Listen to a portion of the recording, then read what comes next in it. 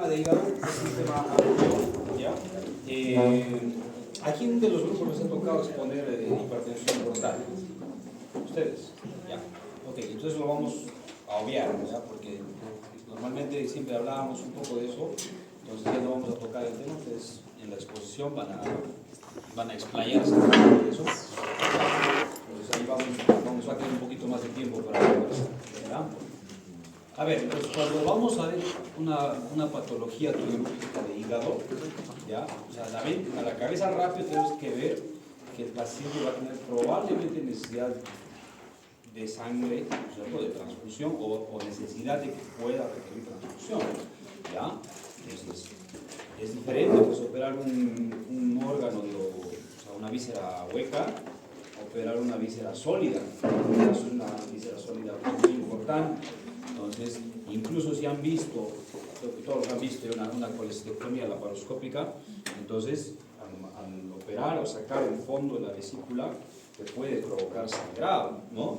Y imagínense hacer una hepatectomía o hacer una cirugía de hígado más compleja, puede ser difícil. Ahorita les voy a mostrar un pequeño video al final, ¿no? De una cirugía hepática que puede ser complicada, ¿ya? Puede ser difícil de manejar, puede haber sangrado, puede haber reoperaciones y más. Entonces hay que tener un poco de paciencia y cuidado cuando hacemos. Hace mucho tiempo, miren, Hipócrates hablaba del hígado. El hígado es un órgano blando, lleno de sangre, sólido, resistente al movimiento de otros órganos, es esponjoso, suele ser extremadamente intenso y repentino el dolor de algunos casos.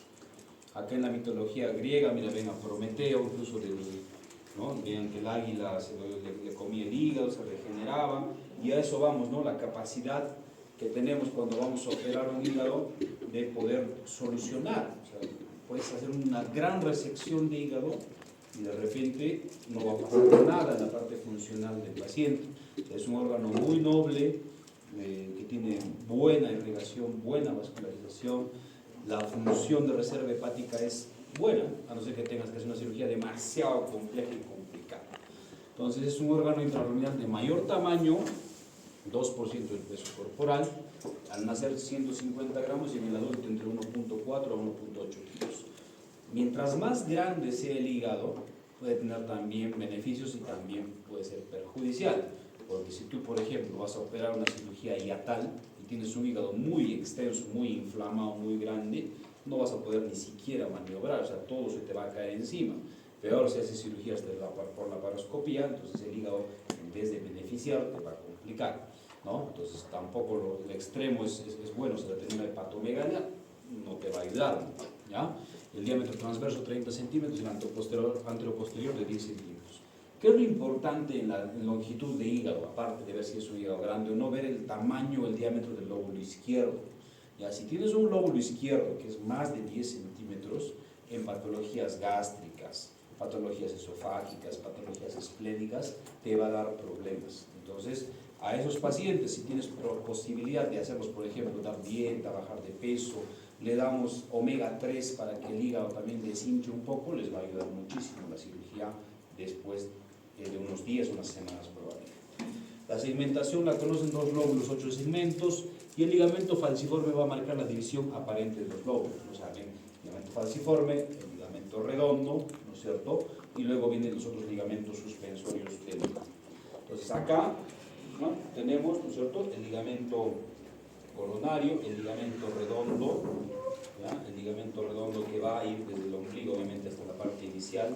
Hemos visto cuando vamos a operar una cólera, tenemos que tener un poco de cuidado con este ligamento, ¿ya? El ligamento mismo falciforme, que va a hacer una aparente división del hígado derecho con el hígado izquierdo, pero la verdadera división se da por esto, por la vena cava inferior, haciendo una línea imaginaria hacia la vesícula.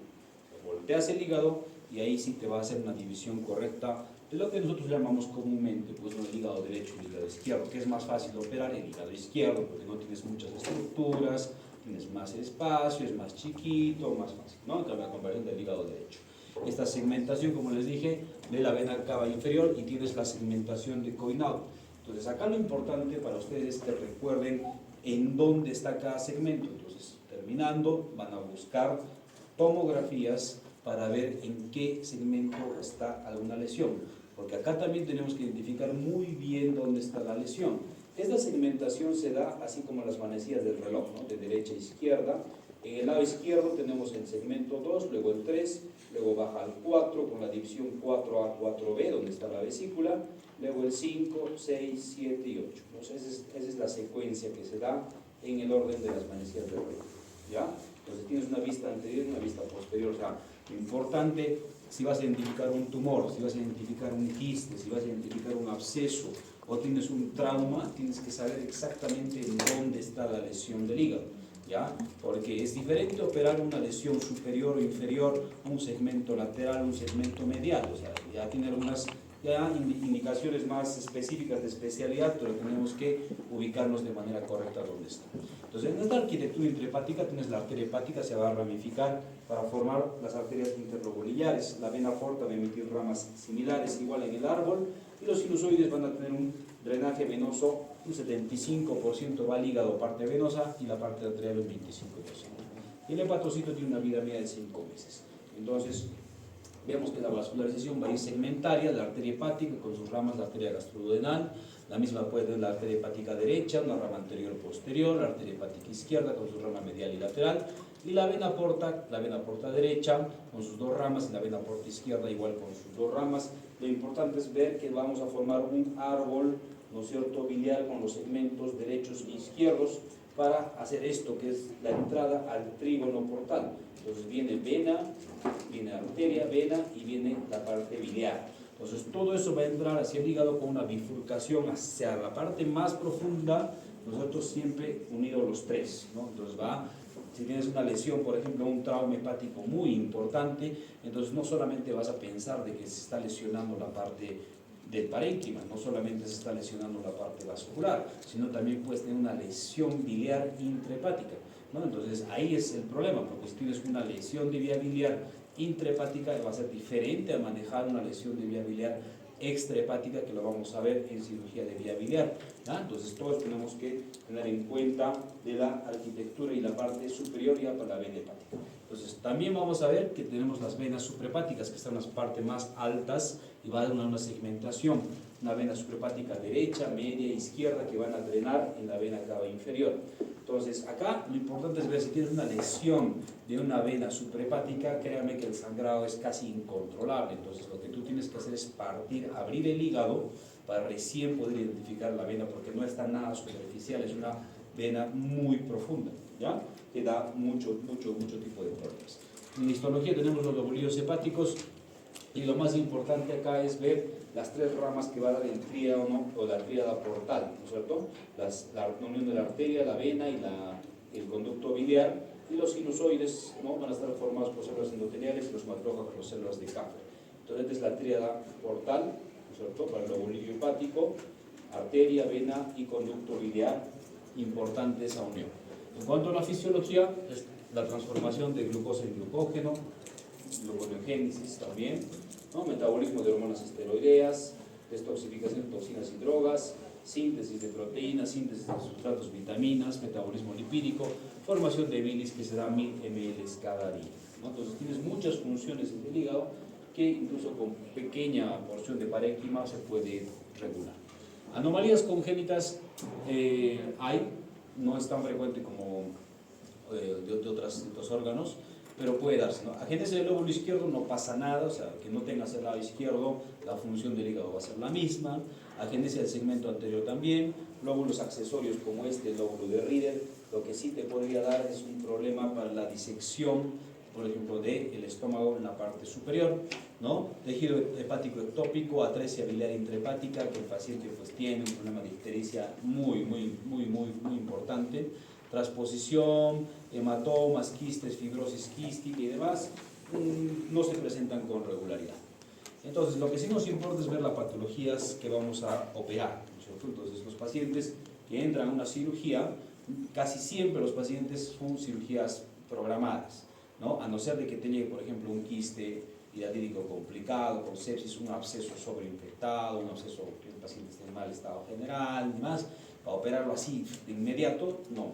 es rarísimo de que pase eso. O sea, acá hay que estudiar bien al paciente, hay que hacerle una buena imagen, una buena tomografía para hacer el diagnóstico definitivo y ver dónde están las lesiones. Entonces, la primera es el absceso hepático piógeno, ¿no? Entonces, es una colección de pus, o sea, hay pus encapsulado en el hígado, más frecuente secundario un foco, o sea, puede haber un foco, por ejemplo, de una diverticulitis, de una apendicitis, de un trauma, de una perforación duodenal, ¿no? Entonces, se puede dar.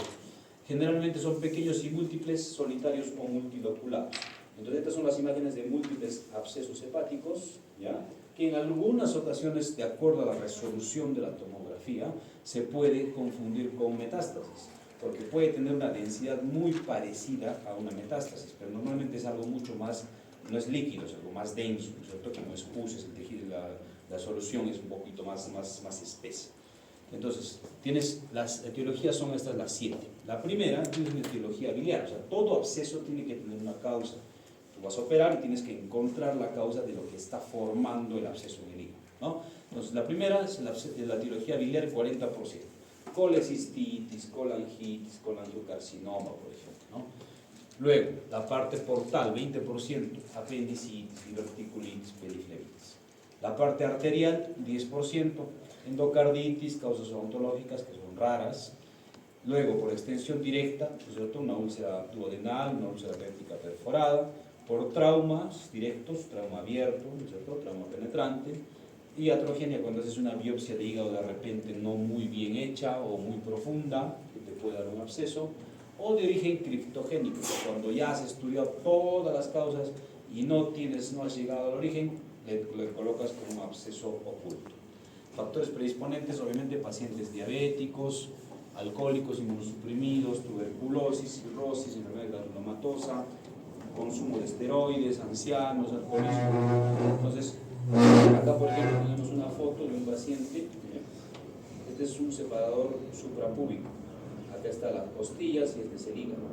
Entonces, la consistencia o, digamos, la forma de presentación de un absceso puede ser muy variada, o sea, no todos los abscesos son igualitos en todos los pacientes, porque puedes tener un absceso que esté solamente encima del parénquima, o sea, casi perihepático, si quieres llamarlo, o casi subcapsular, o que tengas muy intraparenquimal. O sea, tienes que abrir parte del hígado para poder ubicar, o estar punzando varias zonas para poder ubicar el absceso. Entonces, todo absceso hay que ver la zona que esté más fluctuante, o sea, la zona que esté más abombada. Ahí es donde tenemos que empezar a punzar para poder identificar el absceso. Porque si hacemos un corte en una zona que no está muy delimitada, te vas a meter al parénquima y va a sangrar, entonces va a tener un poco de problema el control, ¿ya? Las bacterias normalmente más frecuentes tienen una flora mixta, E. coli, Staphylococcus y más, ¿ya? Siempre hay que hacer un cultivo. Acá, como tenemos normalmente una cantidad importante de pus, o sea, no es que vas a operar un absceso hepático que tenga pues 10 o 20, o sea, es imposible. Vas a entrar a operar un absceso que tenga pues 200, que tenga 500, que tenga 1000, entonces tienes bastante campo y bastante cantidad de secreción para mandarlo a cultivo, ¿ya? La clínica, la característica es que hay fiebre en picos. Estos pacientes, como les dije, tienen varios días de enfermedad, no hacen fiebre un día, bajan, o hacen otra vez fiebre y bajan, entonces están en ese plan. Hacen escalofríos, tienen dolor en el hipocondrio derecho, vómitos, hepatomegalia. Cuando hay ictericia es porque normalmente el paciente ya está en un cuadro más complejo, más complicado. Ascitis, que de repente un tumor sobreinfectado o una hepatocarcinoma le está dando un absceso en el hígado, también puede darse de esa forma. Ahora, según la clasificación vas a tener formas superiores o formas centrales o inferiores, ¿no? Entonces es importante identificar dónde está. Cuando está más alto vas a tener la clínica de síndrome infeccioso asociado. Derecha e izquierda, entonces si tienes al lado derecho se va a manifestar como manifestaciones respiratorias, el paciente va a estar polipneico, va a simular una neumonía en algunos casos, va a haber reacción pleural, irritación diafragmática, va a estar con tos, va a estar con hipo, el paciente también agregado, y en el lado izquierdo manifestaciones pericárdicas que son las más peligrosas, por eso le ponemos que tienen que drenarse de inmediato. O sea, tienes un absceso en el lado izquierdo por continuidad del pericardio, entonces tienes que drenarlo, porque si te hubiese una diseminación o una compresión al diafragma, te puede dar un absceso torácico y puede ser mucho más grave para el paciente. Luego, las formas centrales van a dar como síndrome de supuración profunda, o sea, ictericia, retención, simular una colecistitis también. Y las inferiores, manifestaciones peritoneales, ¿no? Dolor, hipocondrio derecho, defensa muscular, puede haber fiebre y más. Entonces hay que identificar en qué parte vas a tener el absceso en esta zona. Diagnóstico: casi siempre los pacientes que tienen un absceso van a tener leucocitosis. Como les dije, en cualquier patología, sea apendicitis, sea colecistitis, el hemograma hay que tomarlo simplemente como una referencia, no es algo definitivo, no es decir que no, como les comentaba, no, si el paciente tiene un hemograma normal no es una apendicitis, mentira. Igual en un absceso también puedes tener algo parecido. Si tienes un hemograma normal o leucopenia, digamos, no es que el absceso sea algo ligero, de repente es simplemente el tema del laboratorio, pero normalmente acá sí en un absceso tienes mucha leucocitosis. O sea, hemos operado pacientes que tienen leucocitos de 30.000, 40.000, 50.000 y si realmente tienen un absceso que está muy complejo y el paciente está en mal estado general. Normalmente tienes una hipoalbuminemia, ¿no? Tienes el hematocrit algo bajo y las bilirrubinas con tendencia a subir. Hacer una ecografía básicamente para distinguir más los tumores sólidos de los líquidos. La ecografía es el paso inicial, o sea, a todo paciente pues, que tenga pues, una sintomatología le vas a pedir una ecografía, ¿no? No ser que vas a de frente pedir una tomografía no es lo habitual, no es lo normal, ¿no? Porque primero hacemos paso a paso, vemos que en ecografía tiene una sensibilidad baja, ¿no? Pero ya te va a dar el paso inicial para decir, ah, no, acá hay una tumoración. Si le encuentras algo en el hígado, le pones como título tumor hepático de etiología determinada. Y de ahí, descartar quiste, descartar absceso, descartar, no sé, lo que tú quieras. Pero ya tienes una idea de que hay algo ahí. Entonces, los inconvenientes en una ecografía es que no va a visualizar las lesiones en la cúpula, los que son muy posteriores, segmentos 7 y 8, casi no se ven en una ecografía. Abscesos múltiples, pequeños tampoco, y en obesos tampoco. En una ecografía tienes que tener muy buena penetrancia. Si no se puede hacer eso, de frente le vamos a una tomografía. Va a detectar lesiones más chiquitas, obviamente, y a veces no se diferencia del tumor o metástasis por la densidad y el tipo de resolución. Los cortes que tenemos que tener en una tomografía, acá tienen que ser cortes de unos 3 milímetros, 4 milímetros chiquitos para poder identificar bien la estructura. Pero casi siempre una tomografía te va a ayudar muchísimo a la ubicación de estas lesiones. Entonces el tratamiento siempre antibióticos de amplio espectro, siempre endovenoso, mínimamente una semana, los libros te dicen 2 semanas, pero 2 semanas a tu paciente hospitalizado es bien difícil. Luego completar vía oral por 1 mes, ¿no? O sea, usamos una combinación de ceftriaxona, metronidazol o ciprometronidazol, incluso a dosis tope, ¿no es cierto? Usamos metronidazol 500 cada 8 con cipro 400 cada 12, ¿no? Idealmente cultivo de secreción, casi siempre con hemocultivo sería ideal si el paciente está en fiebre. Drenaje percutáneo si el paciente está en mal estado general y ha tenido muchas cirugías, mucha adherencia, de repente es muy anciano o no desea una cirugía, se le puede hacer un drenaje percutáneo y con eso puede solucionar el problema. Drenaje laparoscópico, drenaje abierto, dependiendo del tipo de pacientes. Si tienes un absceso muy posterior o en general cualquier lesión hepática muy alta, muy pegada al diafragma, como les dije en el segmento 7, 8, la cirugía laparoscópica no va a ser tan sencilla.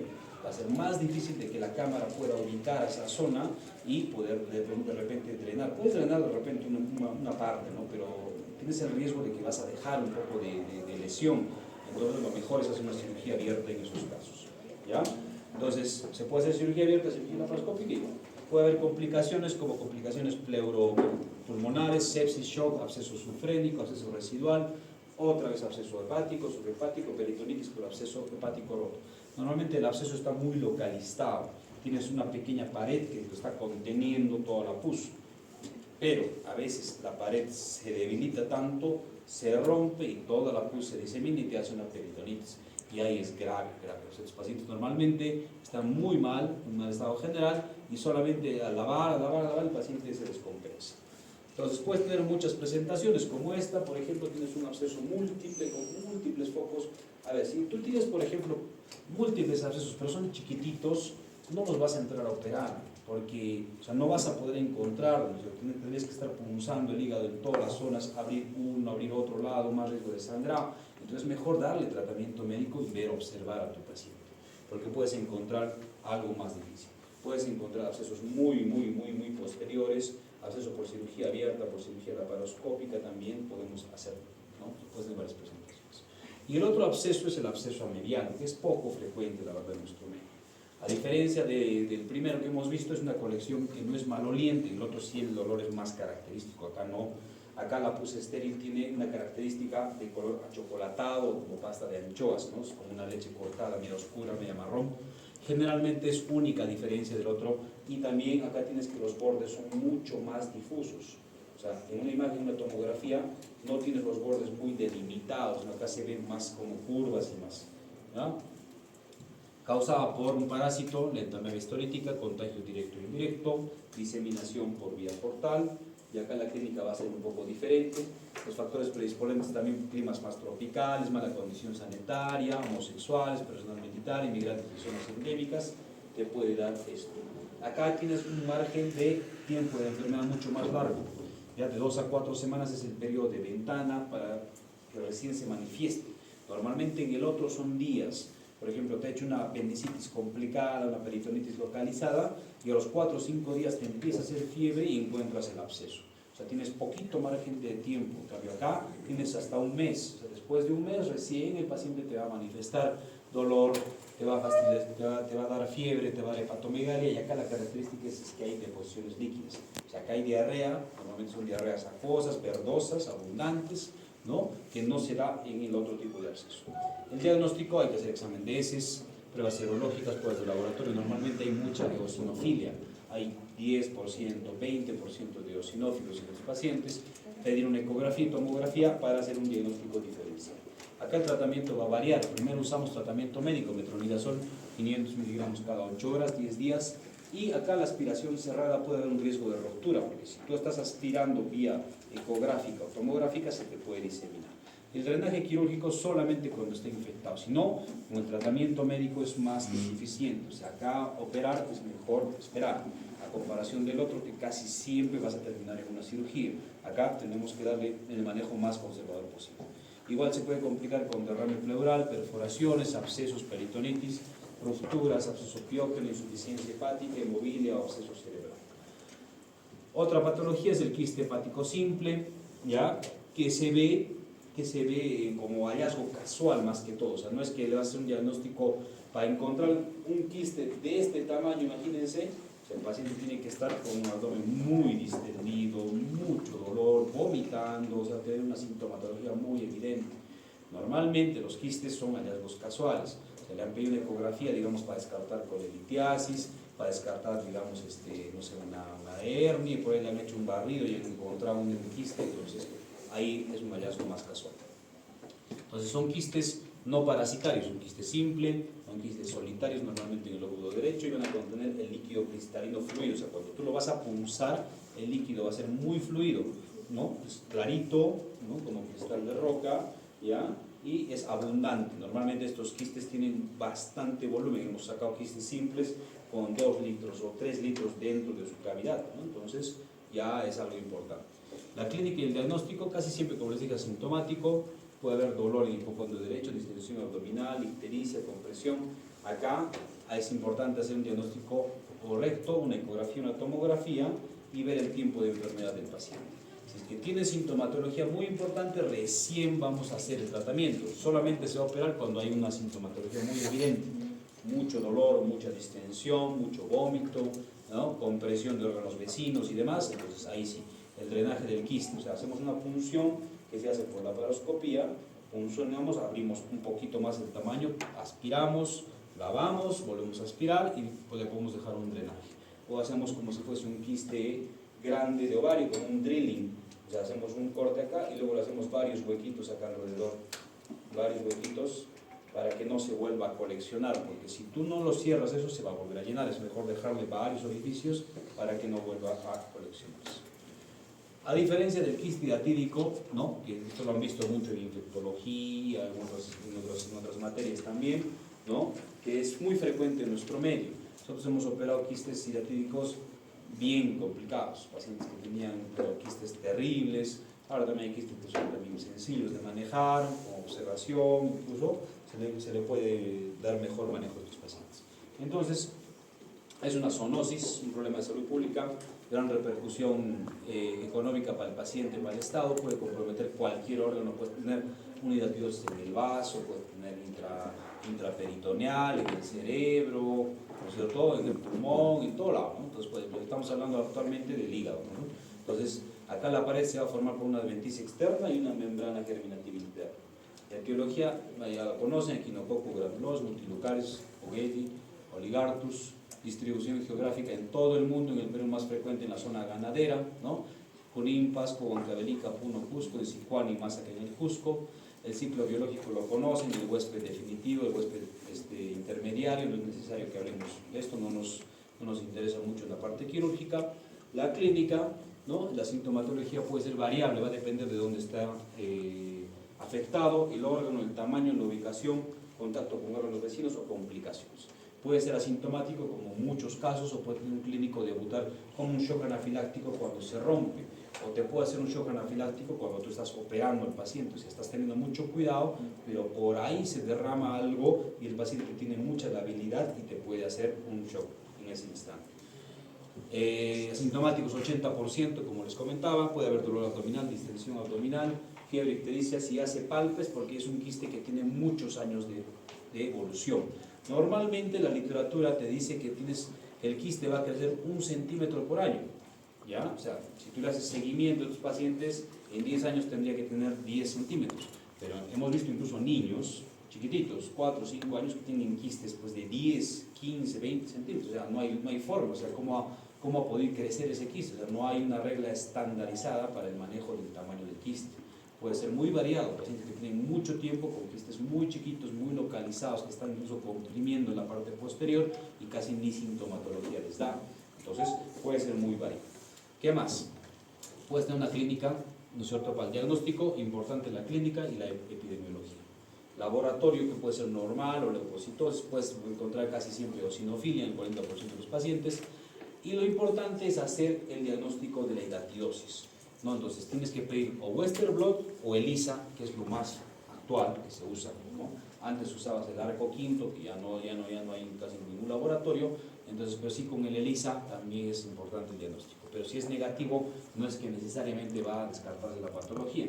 Porque si tengo un ELISA negativo, pero tú estás viendo una tomografía que es mucha evidencia que parece un quiste hidatídico, entonces es un quiste, definitivamente va a ser un quiste, ¿no? Entonces hay que tener un poco de cuidado en esos parámetros.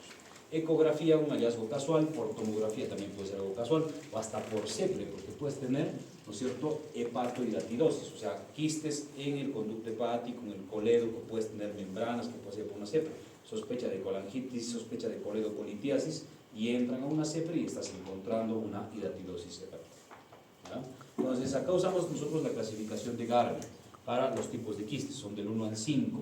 Del 1 al 3 son los que están vivos, ¿no es cierto? Son los viables, los que hay que operar. El tipo 4 y 5 son los que ya no están viables. No vamos a operarlo a no ser que te dé una sintomatología muy, muy extrema. Entonces, en el tipo 1 es el quiste hialino. Es muy similar al quiste simple. Si se lo ven, está totalmente uniforme, ¿no es cierto? O sea, no hay forma casi de diferenciar de un quiste simple, ¿ya? El tipo 2 se ve que tienes membranas desprendidas, ¿no? Antes le llamaban el ciclo del camalot y todo, ¿ya? Entonces tienes membranitas que están sueltas, desprendidas, el tipo 2. El tipo 3 tienes múltiples vesículas o vesículas hijas, ¿no? Como en panal de abejas se puede ver también, hay imágenes muy variadas en cada paciente, no todas las imágenes son igualitas. En el tipo 4 tienes membranas que están ya más consolidadas, es heterogéneo, predominantemente sólido, ¿no? O sea, muy difuso. Y en el tipo 5 ya está totalmente calcificado. Le haces una imagen, incluso ves como si fuese una piedra, o puedes sospechar que puede ser por cercanía que tenga un cálculo en la vesícula de repente, o sea, tienes una imagen muy similar, entonces hay que hacer un diagnóstico diferencial en esos casos. Una vesícula en porcelana, por ejemplo, también te puede dar una imagen muy parecida al tipo 5. Ahora, hay otra clasificación de la OMS, y esto usan en Chile, por ejemplo, ¿ya? Tienes el 1, 2, 3, 4 y 5, acá la diferencia es por el tamaño, ¿no? Entonces vas a usar, si es de 0 a 5 centímetros, vas a dar un tratamiento con albendazol, control ecográfico en 3 a 5 semanas. Si es más de 5 centímetros, ya vas a ver una cirugía de frente, el quiste activo. El de transición aún no se sabe. Y el 4 y 5 va a ser diferente, porque tú vas a manejar, ¿no es cierto?, un quiste que está totalmente inactivo, hacer un diagnóstico correcto, hacer una evaluación correcta, y el tratamiento aún va a ser más expectante a diferencia del 1, 2 y 3. Acá tenemos una tomografía de un quiste, ¿ya?, que tiene, ¿no?, una pared un poquito gruesa, ¿no? Hay mucho contenido líquido, incluso acá hay dos quistes chiquititos a su lado, ¿no? Entonces, es un quiste hidatídico que está en el hígado derecho, normalmente se puede hacer en el segmento 4 o 5, está pegado hacia el lado derecho y hay que operar al paciente.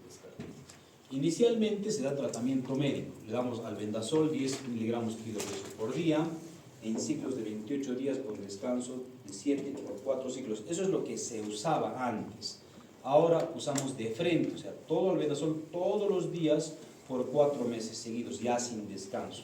Pero tenemos que hacerle una prueba de perfil hepático porque te puede dar neutropenia, hepatotoxicidad o alopecia. Y luego le puedes agregar el praziquantel 50 miligramos kilos en monodosis. Entonces, ¿qué sería lo mejor? Sería darle un tratamiento previo médico, unas 2 semanas inicialmente, idealmente, para programar a tu paciente. Lo operas y luego le continúas todo el tratamiento médico. Eso sería lo correcto, casi nunca se cumple. O sea, llega el paciente, diagnóstico, lo hospitalizan, lo están operando y después recién le hacen el tratamiento. O sea, no se cumple esa regla de dar tratamiento médico preoperatorio, ¿no? Y hay que hacer un control laboratorial, como les dije cada vez. Entonces, ¿cuáles son los 3 pilares del tratamiento quirúrgico? Son 3. 1, tratamiento de la pared, luego el tratamiento del contenido y después el tratamiento de la cavidad residual, o sea, lo que está quedando. Tenemos que ver que no haya ningún tipo de residuo en esta zona. Entonces, lo primero, en el tratamiento de la pared, ¿qué cosa tenemos que ver? Ubicar el quiste, o sea, hay que ver dónde está ubicado, en qué segmento está, qué tamaño puede tener, proteger alrededor del quiste, o sea, proteger, ¿no es cierto?, con gasitas. Normalmente usamos con solución hipertónica, ya, o si no se puede con isodine para proteger la zona para que no se derrame, ya. Luego usamos el PAIR, que es punción, aspiración, instilación y reaspiración. Agarramos una jeringa grande, aspiramos, ¿no es cierto?, puncionamos, aspiramos, instilamos también la misma solución hipertónica, esperamos unos 10 minutos y luego volvemos a aspirar, ¿ya? Entonces, se puede usar solución hipertónica, dextrosa o yodo bovino en el agua oxigenada. Ya no lo usamos porque alguna vez ha pasado que había una fístula, ¿no es cierto?, y ha habido una degradación, una fibrosis del conducto biliar porque el agua oxigenada se ha metido a esa zona, entonces ya no usamos. Y lo último del tratamiento de la pared es una periquistectomía, o sea, sacar parte de la pared lo que más se pueda, el mayor tamaño posible, pero pegado al parénquima para que no te sangre, ¿no? Y sacar y resecar. Todo eso es la parte inicial del tratamiento de la pared. Entonces ahí estamos, ¿no es cierto?, funcionando, aspiramos, reinstalamos la solución y luego volvemos a aspirar. Es que más o menos un promedio de unos 5 minutos tiene que esperar la solución a que haga efecto, porque como son quistes que están activos, eso va a hacer que el parásito pues, se inactive en ese momento. Luego, el tratamiento del contenido, o sea, lo que está adentro, ¿qué cosas tenemos que hacer? Aspiración de la cavidad, o sea, tenemos que aspirar todo lo que vamos a encontrar, no podemos dejar nada de líquido en esa zona. Extracción de membranas, sacar todas las membranitas con pinzas a una riñonera especial para que no se chorree, lavado de cavidad, ¿no?, con suero salino, y la visualización de fístulas y reparos. Si encontramos una fístula biliar en ese momento, tenemos que colocar puntos. Normalmente usamos con el polipropileno, ¿no es cierto?,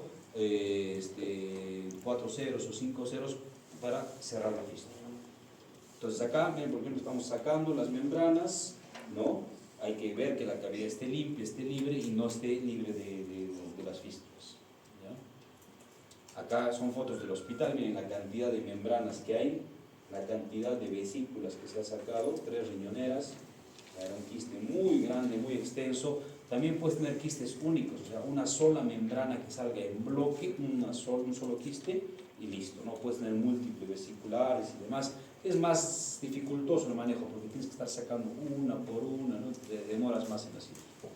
Y lo último, el tratamiento de la cavidad residual, o sea, lo que está quedando, ¿no? Entonces lavamos, vemos que no hay nada y hacemos omentoplastía, capitonaje o marsupialización. ¿Qué significa cada uno?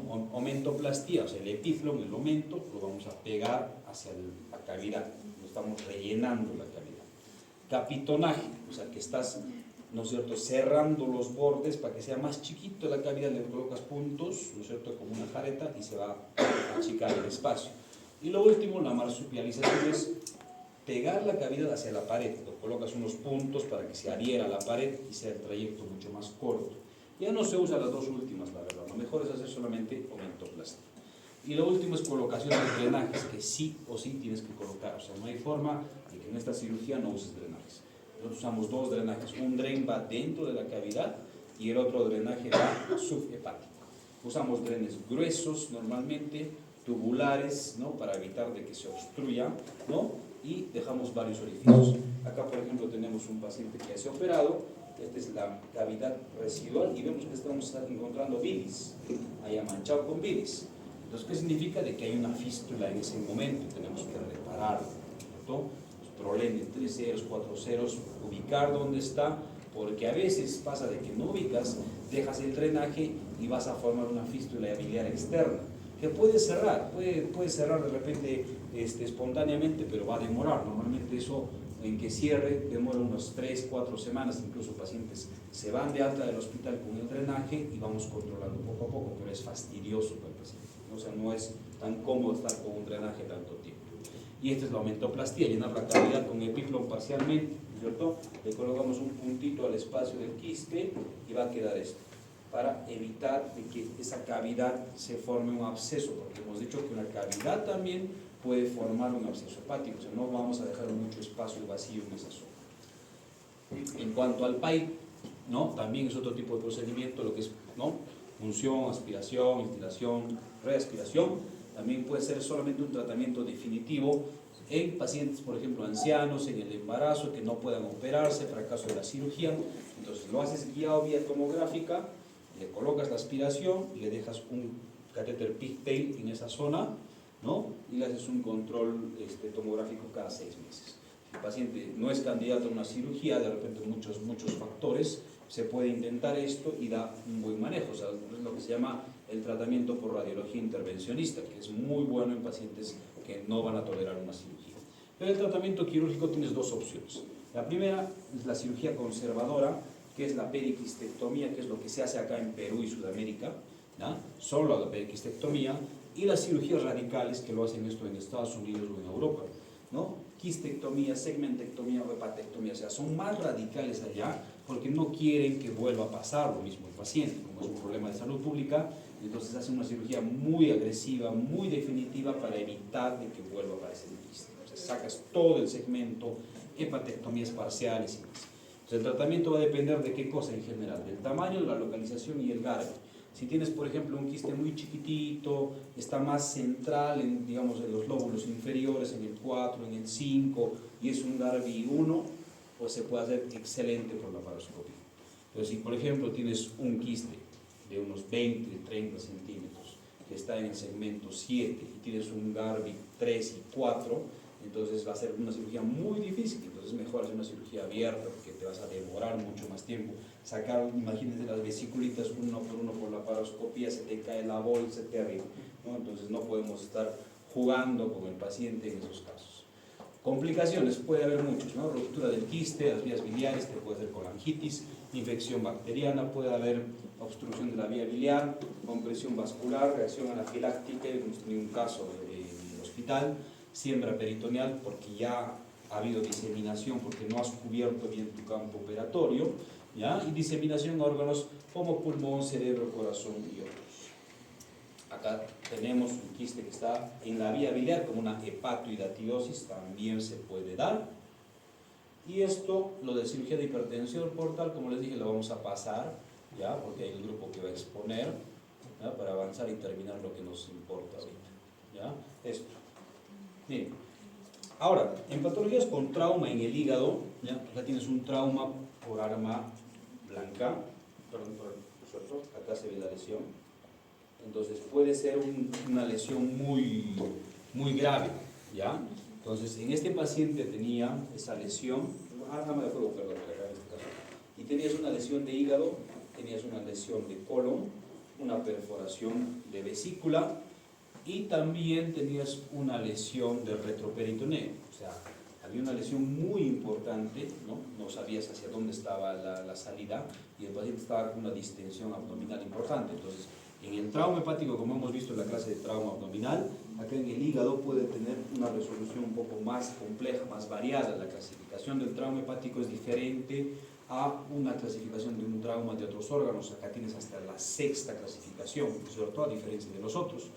Y casi siempre los pacientes cuando tienes un trauma muy importante van a terminar con un packing hepático, o sea, colocar compresas las necesarias en el hígado, cubriendo parte posterior, superior, anterior e inferior, para controlar el sangrado y luego volver a reoperar al paciente en 2 o 3 días. ¿Ya?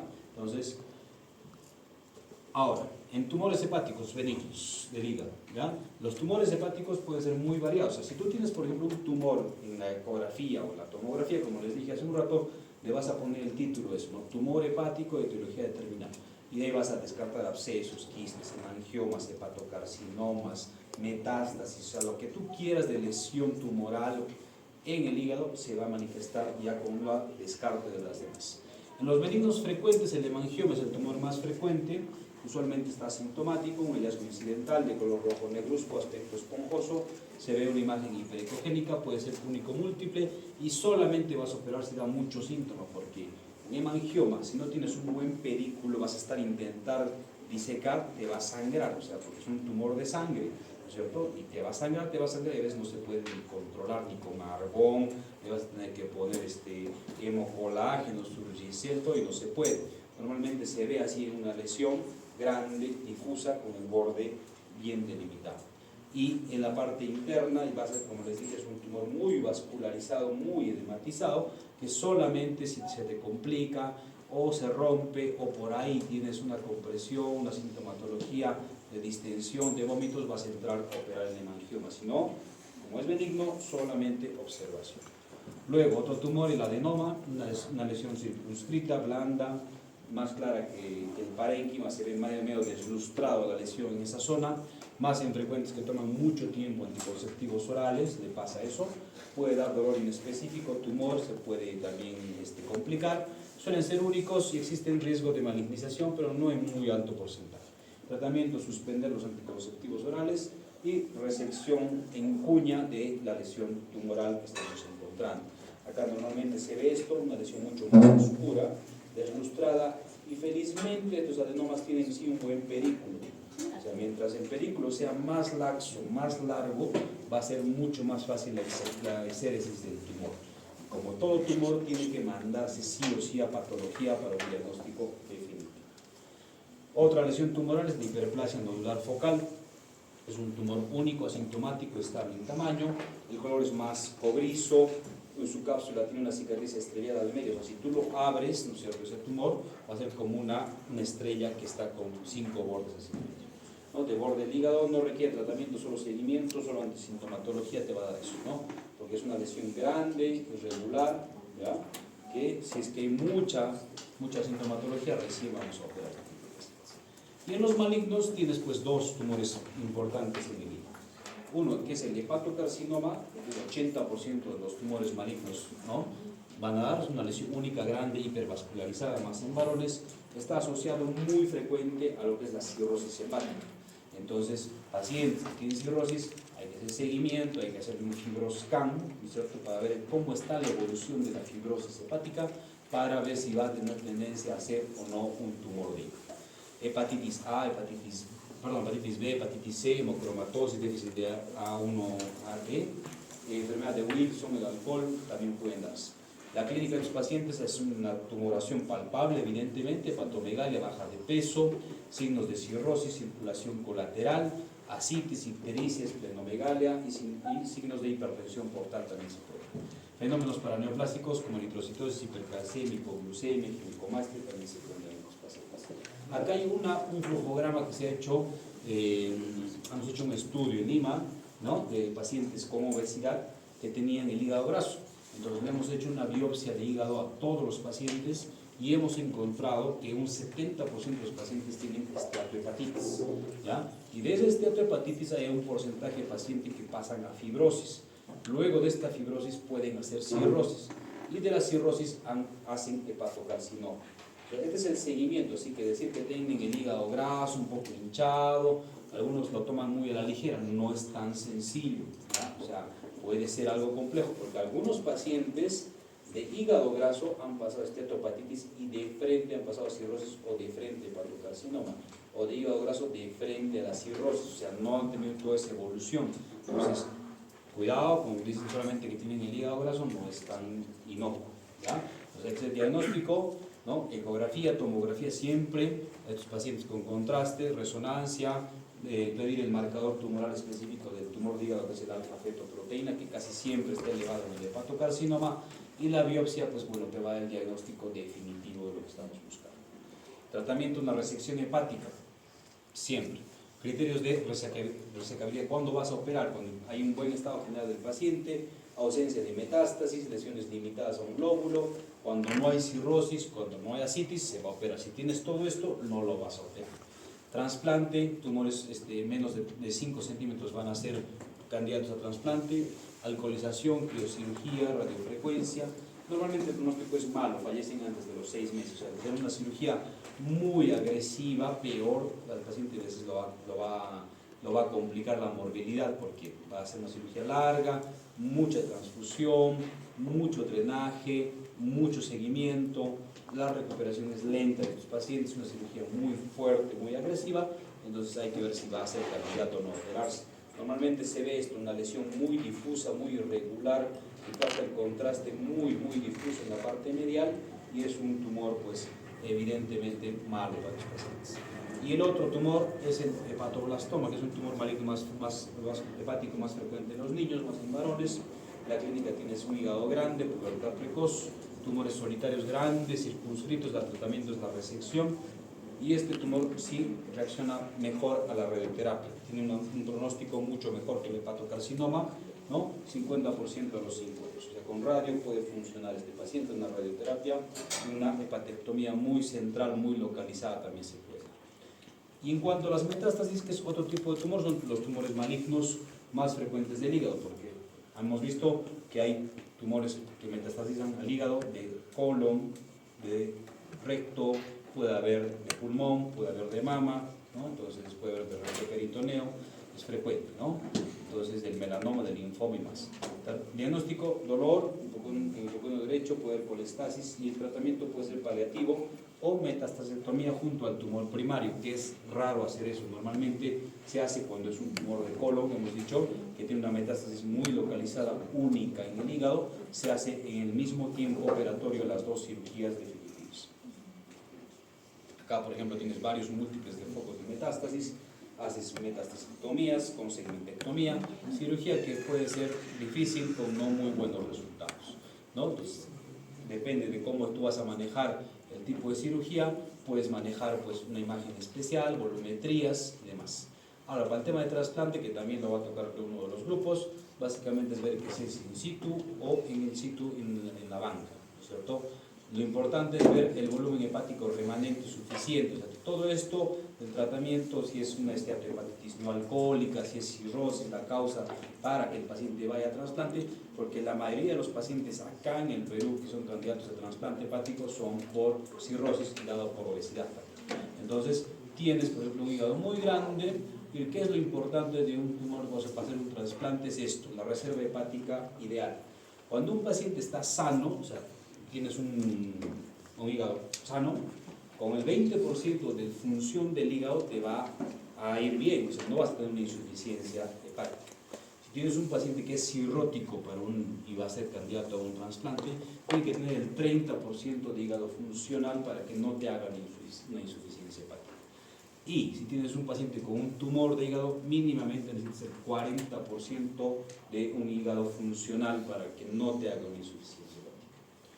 Eso es lo más importante, ¿ya? Y bueno, de ahí en el hígado ha sido uno de los órganos que más ha evolucionado en el tema de imágenes, ¿no? Diagnóstico por imágenes para hacer un plan quirúrgico. Hay muchas opciones ya de realidad virtual, cirugía de realidad virtual. Hacemos volumetría hepática para ver la disección de la lesión donde está ubicada, ¿no? Interpretación, procesamiento de imágenes, ¿no?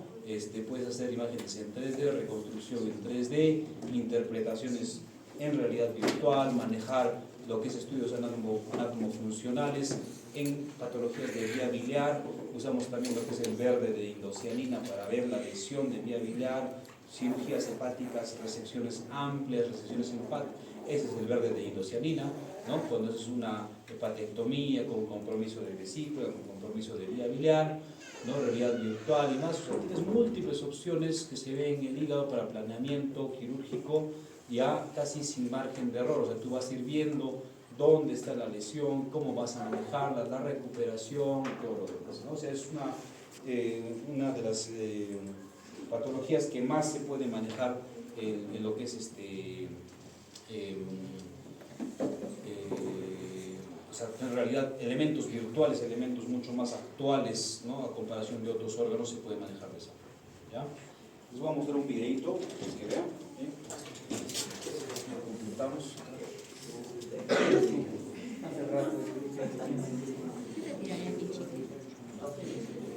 Miren acá.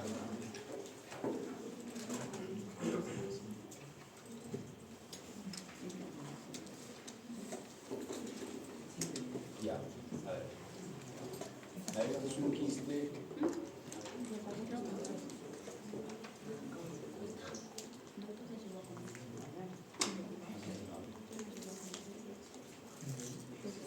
Ya. Miren, este es un quiste hepático complicado. Entonces, siempre en la laparoscopía hay que hacer toda la visualización correcta. Miren, acá arriba, ahí se ve, ¿no es cierto? Estás justo pegado al diafragma, hay adherencias, y esta es la zona que se ve abultada, que les decía, ¿no? Está muy abultada, acá está en el segmento 7 y 8, ¿no es cierto? Bien posterior, difícil hacerlo por la laparoscopia, pero acá se ha hecho, ¿ya? Los colocas los trócares prácticamente como si fuese una cirugía de vesícula, ¿ya? Es el T2, con tijera, con disección para ver, ¿no? Vamos a avanzar un poquito y ahí se ve bien la zona que está mucho más abultada, ¿ya? Disecamos con mucho cuidado para que no se nos derrame, ¿ya? Y ubicamos esto, ¿ya? Vamos seccionando, tocando. La palpación con las pinzas es totalmente diferente pues a la palpación con mano, con unas pinzas más chiquitas, a la sensibilidad es diferente, ¿no? Pero ya con el tiempo, con acostumbrarte un poco al tipo de cirugías, se puede manejar de esta forma, ¿ya? Entonces, ahí estamos colocando gasitas porque había sospecha de que era pues un quiste hiatídico complicado, abscedado, ¿no? Entonces estamos colocando las gasas para proteger el campo de la lesión, ¿ya? Son gasitas embebidas con solución hipertónica que se coloca en una fila y luego acá abajo se le coloca otra fila de gasas secas también para ayudar al drenaje, ¿ya? Entonces ahí estamos viendo, ¿ya? Ubicándonos con mucho cuidado, ahí está ya identificada la lesión, ¿ya? Y vamos a hacer la apertura de esa zona. Ahí estamos abriendo con el cubo y vamos a encontrar que hay secreción purulenta. Vamos a hacer una periquistectomía en esta zona y estamos abriendo, ¿bien? Es un quiste sobreinfectado, un absceso sobreinfectado, ¿bien? Hay que lavar, hay que aspirar. El tejido ya está muy denso, hay que tener un poco de paciencia, un poquito de cuidado, ¿ya? Y vamos sacando toda la secreción que podamos. Abrimos un poco más, esta es la periquistectomía, nosotros abrir parte del tejido que vamos a sacar y ver que el tejido sano no lo toquemos, este es el tejido sano, pues hasta ahí podemos tener ese margen, porque si nos metemos al tejido sano va a sangrar, ¿ya? Seguimos abriendo un poco más, vamos lavando, vamos aspirando toda la secreción, miren, ¿ya? Ahí estamos ya dentro de la cavidad. Entonces es un absceso hepático complicado.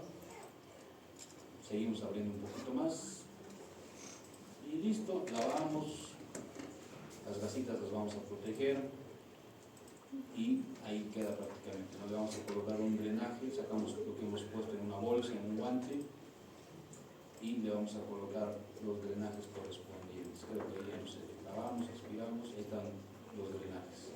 Este es un dren Jackson Pratt, ¿no es cierto? Que usamos un dren mixto buenísimo, ¿no?